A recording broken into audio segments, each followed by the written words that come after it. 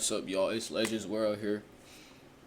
Can y'all please give me the 300 subs? We on the road to 300 subs. We at 263. We not that far off.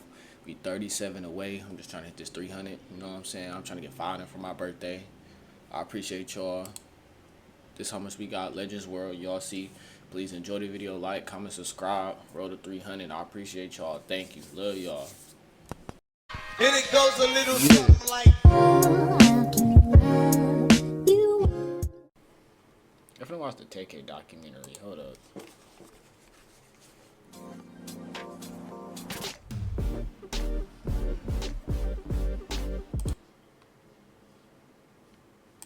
Tay-K has been in prison for the last 6 years out of a 55-year sentence given to him by a jury. Prior to this, he was on house arrest for 8 months when suddenly he sent out a tweet stating he had enough. Arrest Wait, for what? 8 months when suddenly he sent out a tweet stating he had. Nigga said, fuck this house arrest and shit. Fuck 12. They gonna have to catch me on hold. That nigga regret ever doing this.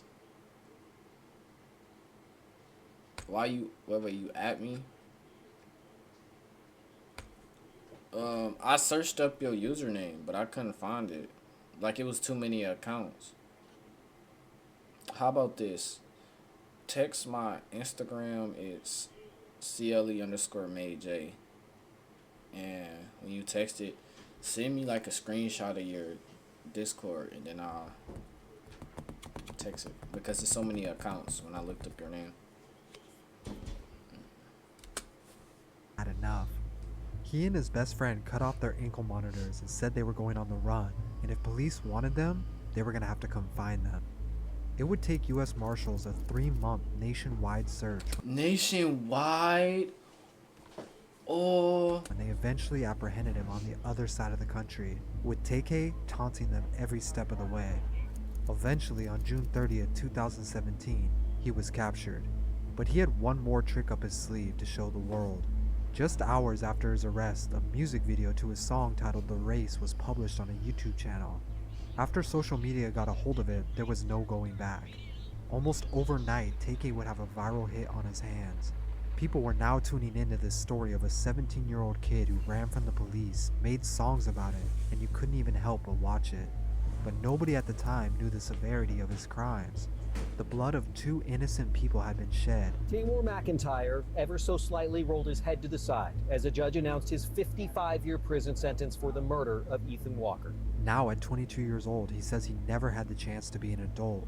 One of his co-defendants, who was a white female, only got 10 years of probation. But Tay-K was ultimately sentenced to 55 years in prison for just one of the murders. This led to him stating if he was white, he wouldn't have received. I bet if I was a little white kid, they wouldn't have gave me no 55 years for a crime. I was alleged to play the most insignificant role.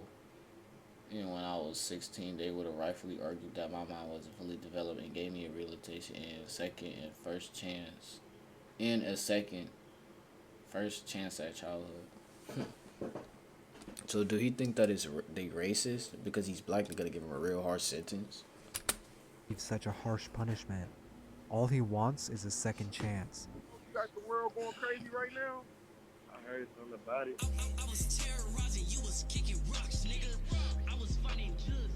Taymor McIntyre was born June 16, 2000 in Long Beach, California, in Deep Crips territory. Both of his parents were gang members, and even though his dad was always in and out of prison, Cleveland, like CLE_MayJ. his mom was still active with the CLE_MADEJAY. Be Insane Crips, while raising the 2 kids, him and his sister Kayla. But things really took a turn for the worse when his dad was doing a 7-year run in prison for a deal gone bad in 2002. Without a father figure around, it was hard for him to find guidance. Eventually, their mom was unable to raise them, and they soon found themselves in the foster care system, bouncing around from different families who ultimately didn't want them. Been in foster care since we were like really young, like damn near all our life. We never stayed with our parents. We kind of stayed in different foster homes, bouncing around. This was him and his sister's childhood as they stayed in the foster care system, and they said they never really experienced Christmas as a kid. Eventually, his mom did escape the gang life, and she relocated the family about 4 hours away to Las Vegas. They ended up only spending about a year there until 2009, and that's because his dad was released after serving his 7 years. Being forced to All right, Texas I'll was the look in a last minute. thing Give they me a wanted, second. but Tamor was enrolled in elementary school and then eventually middle school. Still, he and his sister felt trapped with their dad, who by now had started to abuse them badly for the smallest things. He didn't want to think about it, and he wanted to be anywhere else but home, so he stayed at friends' houses as much as he could. Now the streets welcomed him, and he welcomed the streets. Fucking hate ads, bro. Bitch, I'm 15 and I don't fuck with 12. All you niggas Microsoft, so tell me. In 2014, he was a freshman at Martin High School, but most of his time was spent freestyling with his friends. They called themselves the Daytona Boys. They were rowdy and loud and would rap and smoke weed whether they went to school that day or ditched. 3 people made I'll up the type it. Daytona Boys: Eric Johnson or Santana Sage, Jalen Bell or Pimps, and Tamor, who now rapped as Tay-K 47. In addition, they had a manager named Ezra who was important to the team and handled everything behind the scenes. To them, Daytona Boys was a brotherhood, and the group knew they had something special, so they figured why not start uploading on SoundCloud. But even with music in his life, he just couldn't stay out of trouble. This old tweet shows a letter of him being expelled from high school after he brought marijuana on grounds. He didn't want to go back to school and he couldn't go back home, so nothing really mattered. Tay-K would often sleep over Pimp's house at night, and after being kicked out of high school, they only grew closer.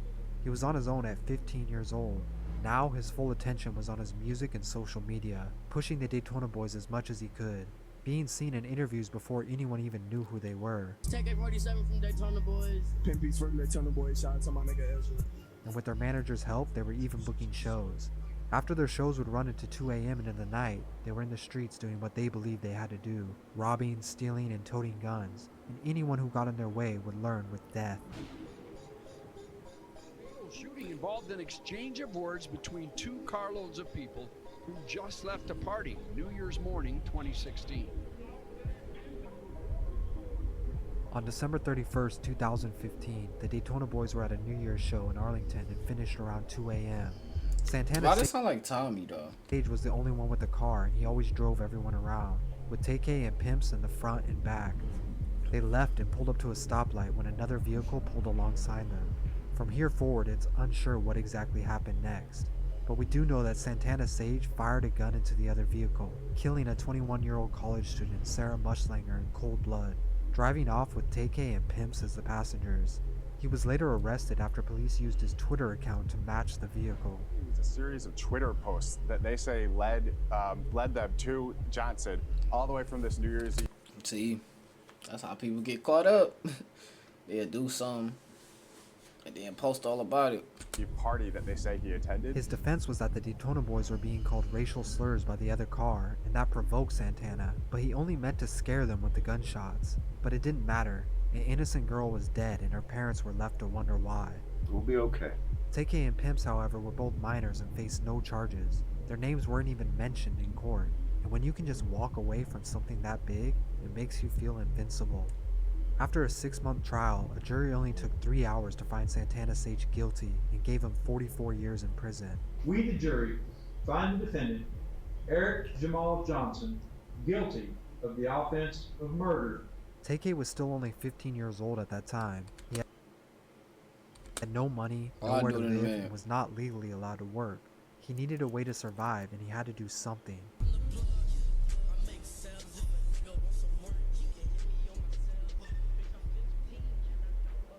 On July 26, 2016, Tay-K, Pimps, and 5 others would formulate a plan. Sean Robinson, Lotharian Merritt, Ariana Barrett, Megan Holt, and a minor named Mia. Together, they made a plan to rob Mia's boyfriend, 17-year-old Zachary Bellick. Dang, see, bruh, she backdoor. She talking about they made a plan to rob her own boyfriend. He must have had cheese, and for what though? You know, 7 people. How many people was that?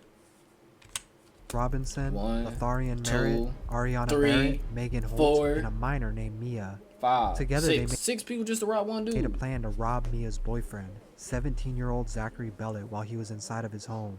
Their plan would go like this. Zachary and his roommate Ethan were staying at a house located on the 1500 block of Mansfield, Texas. Tay-K and the 6 others met in an apartment where they gathered weapons and talked over the plan. Pimps got brass knuckles and 2 of the men grabbed guns. Tay-K was unarmed and says he told the group to have his back in case anything went down. Mia and her two friends Ariana and Megan left to Zachary's house around 5 p.m. They made it seem as if they just wanted to smoke and hang out. But what Zachary didn't know was that Tay-K, Pimps, Sean, and Lotharian were waiting down the street in a car for a text message. It seemed simple enough, but that night their plans quickly fell apart. There's something wrong. People devious.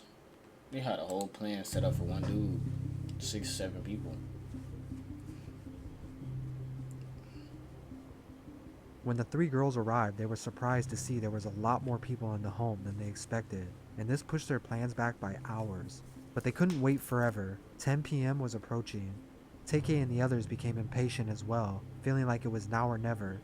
The girls decided to go ahead with their plan and made their way to the door to unlock it when no one was looking. 4 men burst into the home, 2 of them armed with guns. Sean held Zachary at gunpoint, and Lotharian held Ethan Walker at gunpoint, with Tay-K and Pimps still looking for anything of value, but they came short of what they were promised. The next few minutes happened fast, but when they hesitated, Lotharian panicked, and without even remember doing it, he shot Ethan Walker in the stomach, killing him.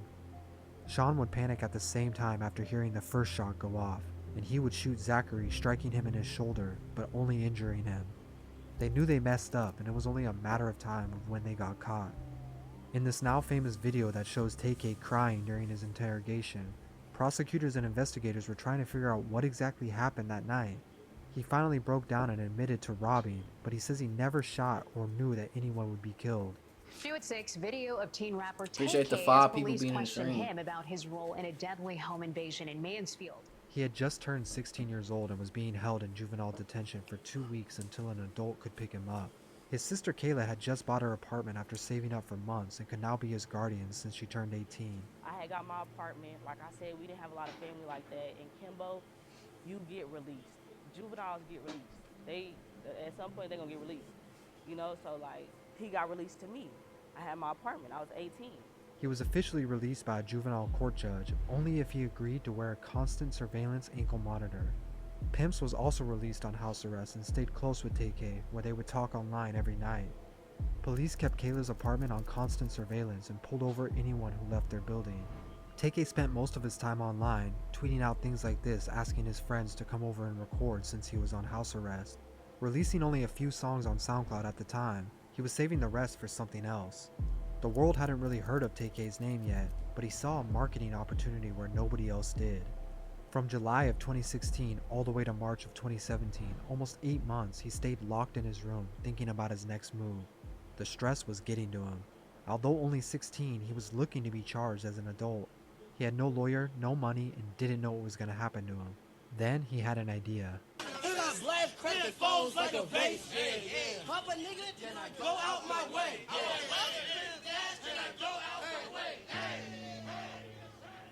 Oh, they finna talk about. On Sunday, March 26, 2017, late into the night, Tay-K would post this now infamous tweet saying he was done with house arrest, and social media would spread it around. He called Pimps and the two made a plan. They would both cut their ankle monitors off and make it clear to the world that this was all a game to them, and if police wanted them, they were going to have to play hide and seek. They needed to get out of town, and their first stop would be 3 hours away in San Antonio, where they laid low for a few weeks. Tay-K had no regard for being wanted. He was spotted by fans at malls or even ordering food at local spots. Pimps had been messaging a photographer for a few days named Mark Salvador who lived around the San Antonio area, and they were planning to meet up to take pictures. But in reality, Tay-K and Pimps needed money, and they planned to rob an innocent man of his camera equipment. They planned to meet around 5 p.m. near an empty parking garage. Mark would show up and hop into the car to smoke, and when he got inside, they would take everything he had and then forcefully kick him out of the vehicle. But when this went down, things didn't go according to plan, again.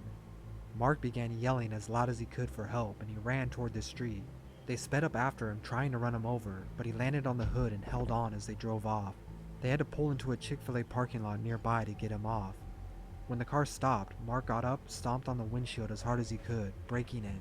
This agitated Tay-K, and he allegedly leaned out the window and shot him, flinging his body onto the ground and leaving him there to die, unknowing that this was all captured by a nearby surveillance.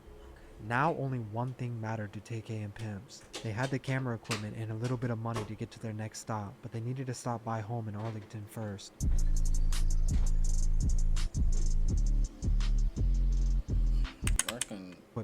little bit of money. Now only one So they thing went mattered and robbed people for some money, like a camera crew? to Tay-K and pimps. They had the camera equipment and a little bit of money to get to their next stop, but they needed to stop by home. This is crazy, bro. I never like knew the full in depth on what happened to this dude. But that is crazy. I just knew about the soul. And people kept saying when I was little I looked like Tay-K, bro. It was pissing me off. Home in Arlington first.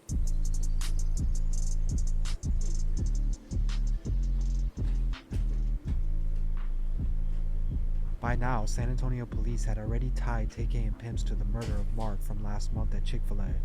Realizing they needed to leave immediately, they planned to go on a 23-hour car ride to New Jersey, where they knew a few people and a place to stay. Any money they had left would be used just to get there, and they needed every dollar. He even had someone willing to do a music video for free if he went to Jersey. By now, it was early June. Police were receiving tips on his whereabouts, posting wanted posters in areas they believed the two to be. Of course, Tay-K only saw this as another marketing opportunity and decided to make a song about his... I chose Job Corps because, first, it's free. That's first and foremost. race from the police. He saw it as a marketing opportunity. When he saw it as a marketing opportunity, you know what he did? Created a song called The Race. I'm the Tay-K, and he's running around, he's showing the, they got my face on this, whatever. Poked fun at the whole process of people actually looking for him. It was perfect timing, and to make it better, he wanted to release the song on his birthday. Those following his SoundCloud and Twitter were the first to hear the song, but there was no video just yet. Tay-K, along with the help of a cameraman, would film the music video to The Race the following day, and he didn't charge him a penny for it. It would only take about a day to edit the video, but it was ready whenever Tay-K was. The two spent their last weeks of freedom hiding and eluding the law in New Jersey. Marshals could tell they were getting close to capturing him, and at this point, it was simply a matter of when.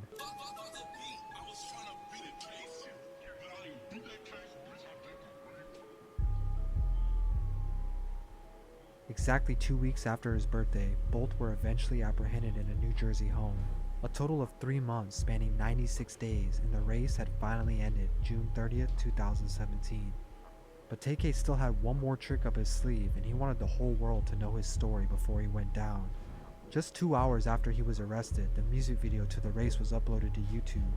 The story of this shooter kid who ran from the US Marshals and filmed a music video while doing it. People were instantly engaged, and social media pushed it to every corner of the internet. People couldn't help but tune into the song as it was getting hundreds of thousands of views every day, showing no signs of slowing down. Some of the first remixes and endorsements by other rappers showed up in the I forgot YBN Amir made one. Free Tay-K was being posted, but nobody really acknowledged what he was now facing. Now, law enforcement wanted to make an example out of Tay-K, and Texas shows no mercy for the crime of murder. A month after being arrested, a judge ruled to sentence him as an adult at 17 years old. But in the outside world, The Race had gotten almost 20 million views by now, and some record labels were taking notice. He would still sign a deal amid 2 murder charges. Using all of his past songs, they released a project titled Santana World, with The Race headlining the project, and of course, it was very successful. Over the course of the next 6 months, The Race would accumulate over 100 million views, including a remix from 21 Savage and Young Nudy, making him one of the only artists in history to have a massive hit song and never perform it. Yet he still appeared to have high hopes of beating his case and coming out the other side a free man. To him, living in jail was only a temporary thing, and he would soon be out. But now, early into 2018, sentences for the 2016 murder of Ethan Walker began being handed out.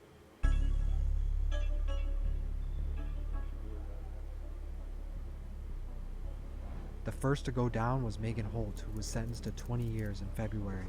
The courts recognized her as the mastermind behind the whole thing, while Mia, Zach's girlfriend, had been cooperating and working closely with the police, and in exchange was only given a 10-year probation sentence.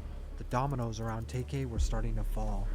He had already been denied bond, and now the state district judge was upset with the internet's support for him.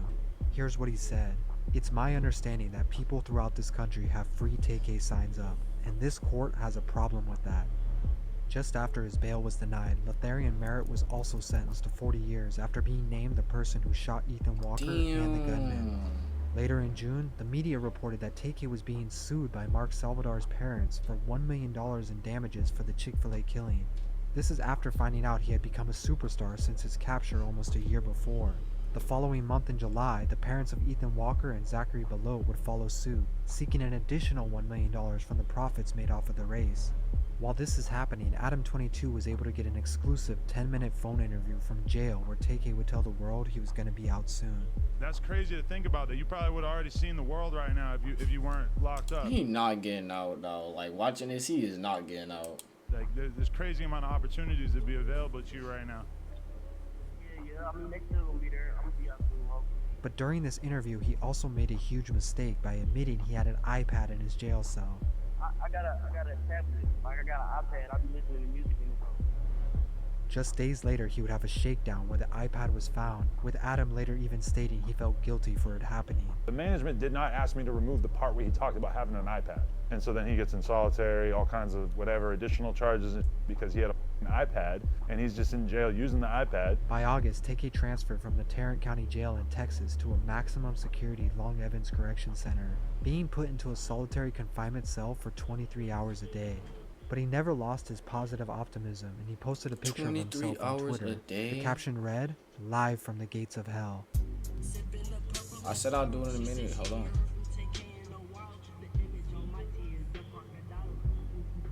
The murder charges for Ethan Walker were coming to a close, and another sentence was handed to Ariana Barrett for aggravated robbery. In exchange for her testifying against the remaining 3 men, she was only given 25 years. A week after that, Sean Robinson was given 40 years for the murder. Pimps and Tay-K were still left waiting for their sentence, both indicted for a second murder charge of Mark Salvador. Pimps was even offered a deal to testify against Tay-K, but he never turned his back. To him, it was still a brotherhood there, and loyalty was forever. But in November of 2018, Pimps would pay the ultimate price for his crimes, pleading guilty to 2 counts of aggravated robbery of Ethan Walker and Mark Salvador, being given 30 years. Just like that, Tay-K's best friend was gone. Now he was the final man standing, and the world wanted to know what was going to happen to him, but no one as much as he wanted to know. The jury deliberated for a little longer than 3 hours today here before deciding on that 55-year sentence. That song... In July of 2019, his trial finally began. 3 years of evidence and testimonies being gathered, and prosecutors had a strong case. He pleaded guilty for aggravated robbery, but not the murder. His defense argued that he was a minor who played the least significant role, but it was apparent the jury had already heard enough. The lyrics for the race were legally being used against him, and they even stated that he thrived off the violence and showed no remorse for his actions. His trial only lasted 1 week, and by that Friday, the jury unanimously decided that he was guilty. Tamor says he was only 16 and misguided at the time when this all happened, claiming he was never given a chance to be an adult. His misguided childhood is sad, but should never be used as an excuse for taking the lives of others. Turning 22 years old from behind a cell, Tay-K has definitely matured and is more open to talking about his treatment in prison, and he argues the question, is he rightfully owed a second chance to make things right?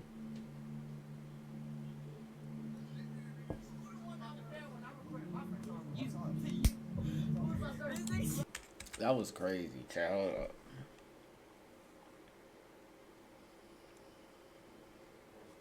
Who here after he got 80 years? Me. How do I reply to this? I'm about.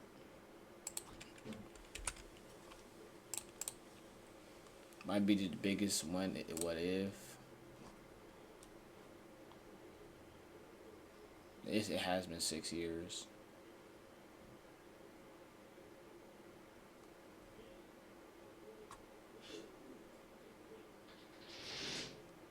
Man.